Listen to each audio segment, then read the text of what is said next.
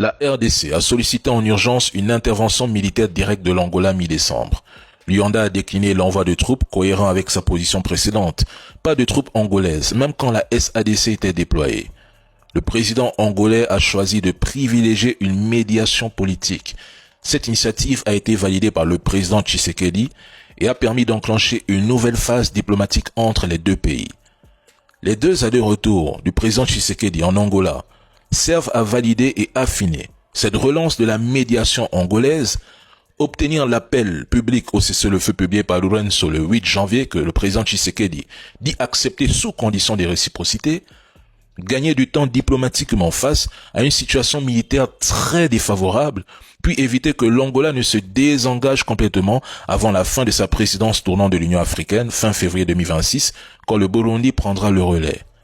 Et tout cela se déroule alors que les Américains, en échange de ressources comme le souhaitait Donald Trump, étaient censés aider la RDC à sécuriser l'Est du pays. Or, depuis la mi-décembre 2025, les rebelles de l'AFC M23 ont pris Uvira, après avoir consolidé leur contrôle sur Goma et Bukavu, ouvrant ainsi une voie potentielle vers le Katanga, région stratégique et riche en minerais.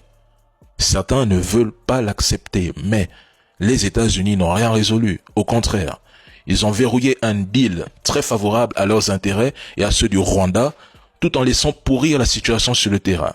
Washington a acheté une forme de paix sur le papier pour accéder plus facilement aux minerais stratégiques via des chaînes d'approvisionnement légales passant potentiellement par le Rwanda.